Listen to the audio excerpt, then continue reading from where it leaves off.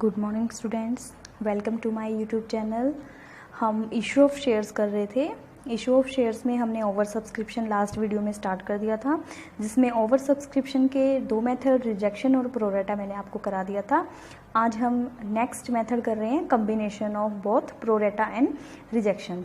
अब कंपनी के पास अगर कंपनी की रेपुटेशन बहुत अच्छी होती है तो क्या होता है कि बहुत सारे शेयर्स आ जाते हैं। जितने कंपनी ने ऑफ़र किए होते हैं उससे कहीं ज़्यादा पब्लिक अप्लाई कर देती है। तो कंपनी क्या करती है, अगर बहुत ज़्यादा शेयर्स आ जाते हैं तो कंपनी कई बार कॉम्बिनेशन को यूज़ करती है कि कुछ शेयर को रिजेक्ट कर देती है और कुछ का प्रोरेटा कर देती है।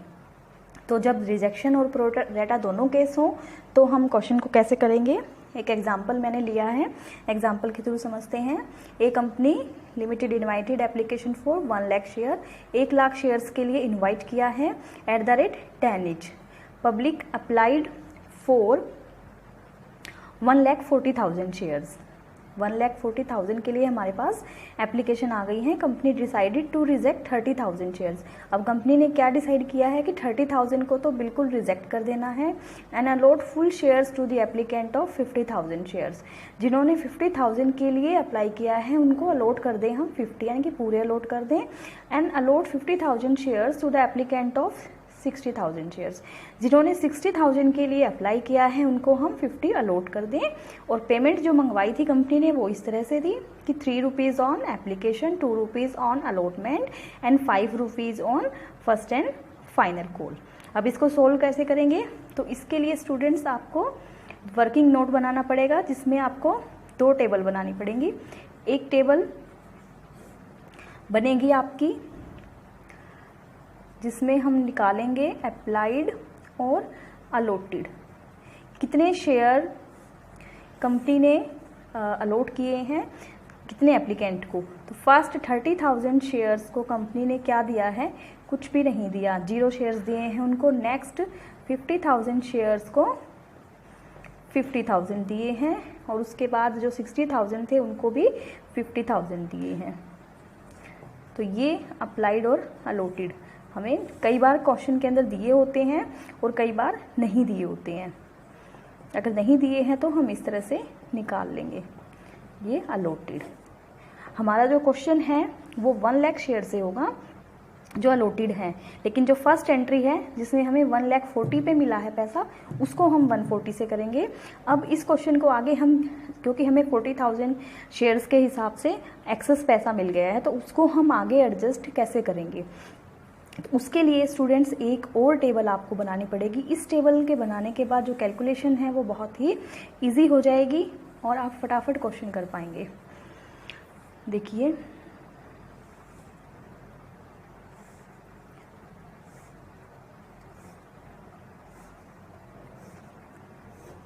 इसमें सबसे पहले शेयर्स अप्लाइड कितने के लिए अप्लाई किया है, उसके बाद शेयर्स अलॉटेड कितने अलॉट हुए हैं, उसके बाद मनी रिसीव कितना मनी हमें रिसीव हुआ है, फिर यूटिलाइजेशन कितना मनी जो है हम यूटिलाइज कर सकते हैं, उसके बाद एक्सेस मनी कितना मनी हमारे पास एक्सेस है और उस मनी को हम आगे कौन कौन सी स्टेज पे एडजस्ट कर सकते हैं। एक तो हम अलॉटमेंट पे कर सकते हैं एडजस्ट, फिर हम कॉल्स पे कर सकते हैं या हम रिटर्न कर सकते हैं बैंक के थ्रू।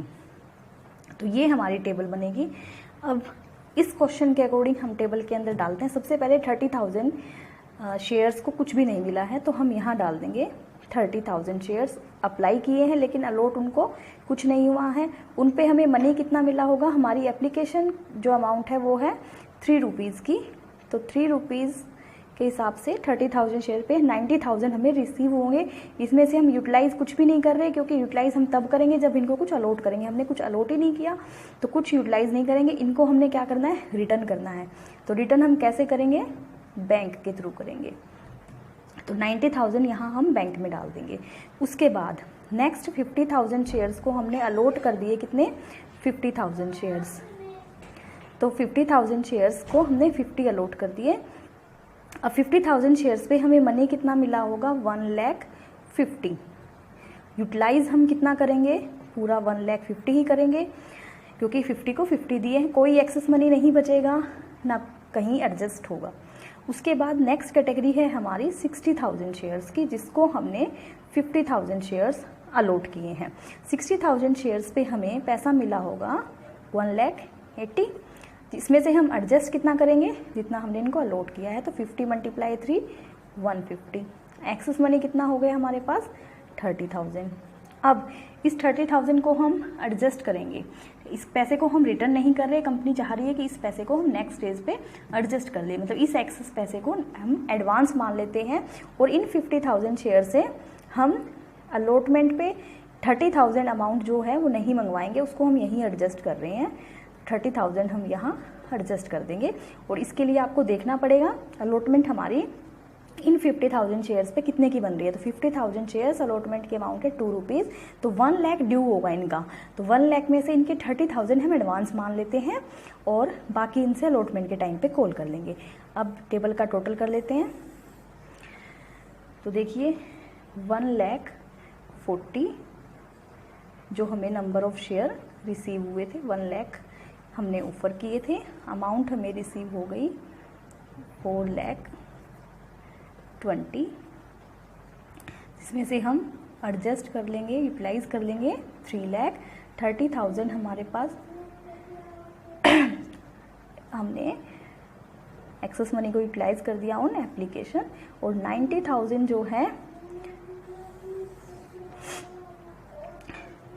90,000 हम थ्रू बैंक रिटर्न कर देंगे। ओके, तो अब हम जर्नल एंट्री स्टार्ट करते हैं। ये टेबल बनाने के बाद जो हमारी जर्नल एंट्री है बहुत ही इजी हो जाएंगी। अब देखिए हम इस टेबल के बेस पे जर्नल एंट्रीज कर रहे हैं। तो फर्स्ट हमारी जो जर्नल एंट्री है वो सबको पता है, एप्लीकेशन मनी रिसीव की एंट्री होगी, तो हो जाएगी bank account debit to share application पे हमें मनी रिसीव कितना हुआ था टोटल 4,20,000, तो 4,20,000 डाल देंगे हम। इसके बाद ट्रांसफ़र करेंगे share application account debit to share capital account to share allotment, क्योंकि हमने अलॉटमेंट पे भी कुछ पैसा ट्रांसफ़र किया है, एडजस्ट किया है, और टू बैंक अकाउंट, क्योंकि कुछ पैसा हमने रिटर्न भी किया है। अब हमारी टेबल के अंदर हम देख लेते हैं, टोटल हमें 420 रिसीव हुआ था, जिसमें 3 लाख जो है हमने यूटिलाइज किया है, तो 3 लाख यहाँ डाल देंगे। अलॉटमेंट पे हमने एडजस्ट किए थे 30,000, तो 30,000 यहाँ डाल देंगे, और बैंक में डाले थे हमने 90,000 यहाँ डालेंगे। टोटल चेक कर लेना, 3 लाख और 120 420 इक्वल है डेबिट एंड क्रेडिट। तो ये एंट्री जो है हमारी मेन एंट्री होती है, इसमें ही हम एडजस्ट करते हैं आगे हमें किस स्टेज पे क्या एडजस्ट करना है। तो इस टेबल से हम इस एंट्री को बहुत ईजिली कर पाएंगे। अब हम अपनी नेक्स्ट एंट्री पे चलते हैं, that is due of share allotment account debit to share capital account. अब टोटल नंबर ऑफ शेयर्स हमारे कितने थे, 1 लाख थे, तो 1 लाख पे हमारी अलॉटमेंट ड्यू हो जाएगी @2, तो टोटल 2 लाख की हमारी अलॉटमेंट ड्यू हो जाएगी। और अब हम रिसीव करेंगे money bank account debit to share allotment. अब इन कुछ शेयर होल्डर ने इनमें से एडवांस मनी दे दिया था at the time of application, जो हमने एडजस्ट कर दिया था अलॉटमेंट पे 30,000। तो अलॉटमेंट एक बार यहाँ हम 30,000 से क्रेडिट कर चुके हैं, तो दोबारा अब हम 30,000 से क्रेडिट नहीं करेंगे उसको। तो 2 लाख में से 30 हमें एडवांस रिसीव हो गया यहाँ पे, तो बाकी बचे 1,70,000। तो 1,70,000 से हम यहाँ अलॉटमेंट की एंट्री कर देंगे। स्टूडेंट इसमें हम कॉल्स इन एडवांस अकाउंट भी ओपन कर सकते हैं, फिर उसमें यहाँ कॉल्स इन एडवांस आ जाएगा और यहाँ पे भी फिर हम कॉल्स इन एडवांस को डेबिट करेंगे। मैंने विदाउट ओपन किया है। अब नेक्स्ट एंट्री हो जाएगी हमारी शेयर। नेक्स्ट हमारी फर्स्ट एंड फाइनल कॉल एक साथ है, तो first and final call account debit to share capital account. हमारी first and final call 5 rupees की है ऑन 1 लाख शेयर, तो ये हो जाएगी 5 लाख की, और इसकी रिसीव की एंट्री कर देते हैं। Next bank account debit to share first and final call, पूरे 5 लाख रिसीव हो जाएंगे। तो फाइनल कॉल की जो आपकी एंट्री है वो पहले जैसे आप करते थे वैसे ही है, क्योंकि कॉल्स पे कोई पैसा एडजस्ट नहीं हुआ था। तो ये था आपका मिक्स क्वेश्चन ऑफ प्रो रेटा एंड रिजेक्शन। अब कई बार स्टूडेंट्स क्या होता है, आपके माइंड में ये क्वेश्चन भी आएगा, जो मैंने टेबल बनवाई है इसके अंदर यहाँ कॉल्स का कॉलम भी है, तो कॉल्स पे पैसा कब एडजस्ट होता है और उसको कैसे करना है, इसका भी मैं एक आपको एग्जांपल करवा रही हूँ। एक क्वेश्चन लेते हैं हम और इसके डिफरेंस को अच्छे से समझ लेंगे कि कॉल्स पे हम पैसा कब एडजस्ट करते हैं, तो आपके क्वेश्चन में कभी भी गलती नहीं होगी। अब देखिए, मान लो कोई एक्स लिमिटेड है और उसने ऑफ़र किया है पब्लिक को, ऑफर्ड फॉर सपोज 10,000 शेयर्स, ज़्यादा बड़े अमाउंट नहीं ले रहे हैं, और पब्लिक ने अप्लाई कर दिया है फॉर सपोज 20,000 शेयर्स। ठीक है, पेमेंट का मोड जो है वो है, पेमेंट मंगवाई है on application 4 rupees, on allotment 2 rupees and on first and final call suppose 4 rupees. इस तरह से 10 रुपीज़ हो गए, टोटल 10 रुपीज़ का हमारा एक शेयर था। तो इस तरह से मंगवाया है। अब कंपनी ने सपोज आपको टेबल दे रखी है अप्लाइड और अलॉटेड की, क्वेश्चन के अंदर ही दे रखी है अप्लाइड एंड अलॉटेड। तो कंपनी ने क्या किया, जो पहले 2000 शेयर्स के लिए जिन्होंने अप्लाई किया था उनको कुछ भी नहीं दिया, उनको नील कर दिया। नेक्स्ट 5000 शेयर्स को 5000 पूरे दे दिए, फुल दे दिए, और नेक्स्ट 13,000 शेयर्स को भी 5000 दे दिए। रिसीव हुए थे हमें 20 और अलॉट करने हैं हमें सिर्फ 10। अब स्टूडेंट कॉल पे पैसा कब एडजस्ट होता है, ये कैटेगरी देखिए आपकी, ना तो इस कैटेगरी में कोई प्रॉब्लम होती है और ना ही इस कैटेगरी में होती है। ये तो बहुत सिंपल है, इसको बाय बैंक हम रिटर्न कर देंगे, इसमें कोई एक्सेस मनी नहीं है, कुछ एडजस्ट ही नहीं करना। तो सबसे बड़ी प्रॉब्लम आती है इस कैटेगरी को एडजस्ट करने में। अब देखिए यहाँ पे जो डिफरेंस है ना वो बहुत ज़्यादा है। जो 13,000 के लिए जिसने अप्लाई किया था उसको हमने जस्ट 5,000 ही दिए हैं, तो यहाँ डिफरेंस ज़्यादा है, तो इनकी जो अमाउंट ड्यू होगी ऑन अलॉटमेंट वो कम होगी। तो जो पूरा पैसा है इनका एक्सेस वो अलॉटमेंट पे एडजस्ट नहीं हो पाएगा, फिर उसको हमें कॉल्स पे लेके जाना पड़ेगा। अगर क्वेश्चन के अंदर प्रोविज़न है तो, और नहीं है तो उसको हम रिटर्न कर देंगे। तो इसमें अब हम क्या करेंगे, टेबल बनाएंगे उसी तरीके से।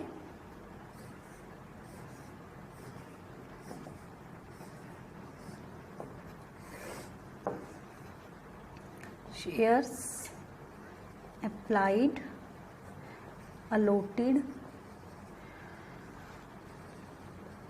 मनी रिसीव्ड, इसके बाद मनी यूटिलाइज,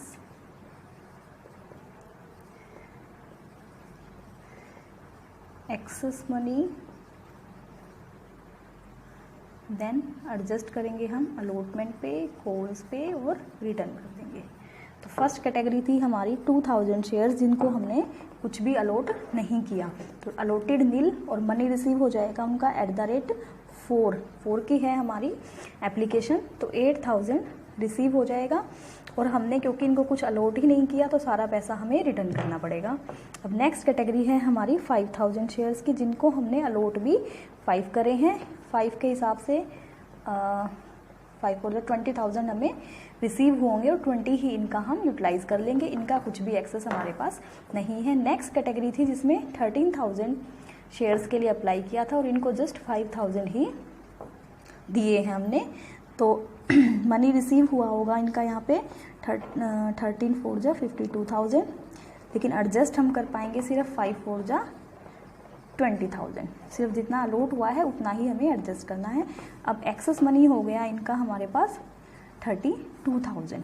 अब स्टूडेंट्स यहाँ पे आपको देखना है कि इन 5,000 शेयर्स के ऊपर अलॉटमेंट कितनी ड्यू हो रही है। अलॉटमेंट की अमाउंट है हमारी 2 रुपीज़, तो 2 रुपीज़ के हिसाब से 10,000 ही ड्यू होंगे।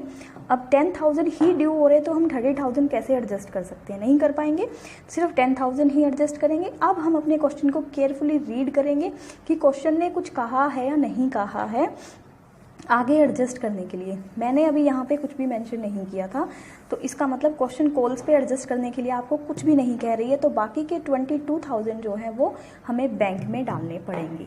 लेकिन सपोज क्वेश्चन आपको ये ऑप्शन दे रहा है कि हम पैसा कॉल्स पे एडजस्ट कर सकते हैं, तो फिर यहाँ हम चेक करेंगे कॉल्स पे कितना ड्यू हो रहा है। कॉल है हमारी 4 रुपीज़ की, तो नेक्स्ट 5 4 जा 20,000 की कॉल बन रही है, तो यहाँ भी पैसा पूरा एडजस्ट नहीं हुआ है। उसके बाद भी 2,000 और बच गया जो कि हम डाल देंगे बैंक में।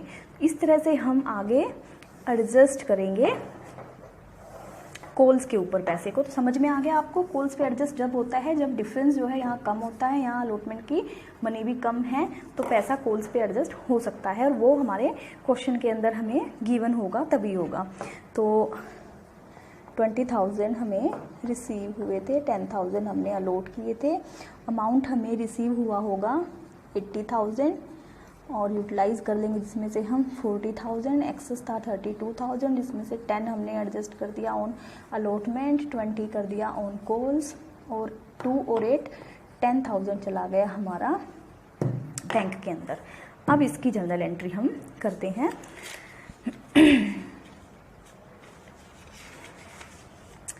जनरल एंट्री स्टार्ट कर दें। फर्स्ट एंट्री है सेम आपकी, bank account debit to share application account. तो हमें रिसीव कितना हुआ था टोटल मनी 80,000, तो 80,000 हम यहाँ डाल देंगे। उसके बाद नेक्स्ट हो जाएगी share application account debit to share.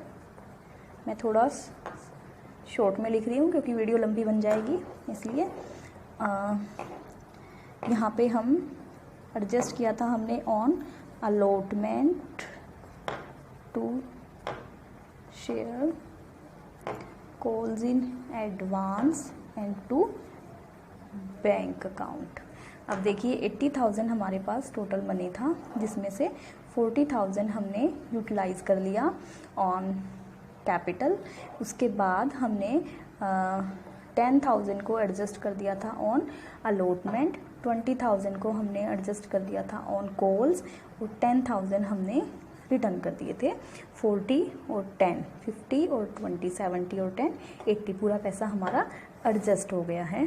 अब आगे जो हमारी जर्नल एंट्री होंगी वो भी इसी तरह से होंगी। शेयर अलॉटमेंट को हम ड्यू कर देंगे, allotment account debit to share capital account.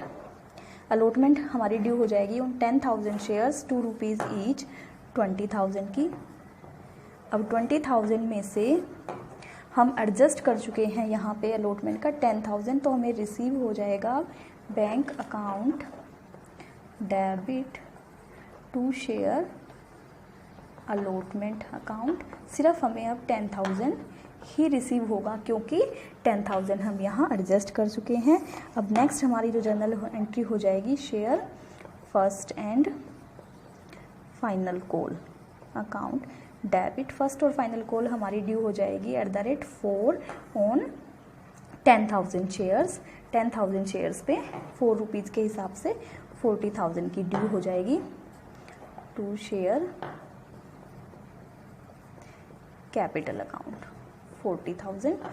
अब उसके बाद हम रिसीव कर लेंगे पैसा bank account debit to share first and final call. अब 40,000 में से हम एडजस्ट कर चुके थे 20,000 इन कॉल्स इन एडवांस, तो सिर्फ 20,000 हमारा पैसा जो है वो हमें रिसीव हो जाएगा on the first and final call की स्टेज पे। तो स्टूडेंट्स, ये मुझे उम्मीद है पूरी कि आपको समझ में आ गया होगा ओवर सब्सक्रिप्शन में किस तरह से हम कॉल्स पे एडजस्ट करते हैं आगे, मतलब अलॉटमेंट कॉल्स या बैंक में किस तरह से पैसा हमारा जा सकता है। बहुत इंपॉर्टेंट टॉपिक है ये, प्लीज़ इसकी प्रैक्टिस ज़रूर कीजिएगा। Thank you so much guys. अगर आपको मेरी वीडियो पसंद आए तो प्लीज़ मेरे चैनल को लाइक सब्सक्राइब ज़रूर करें। Thank you.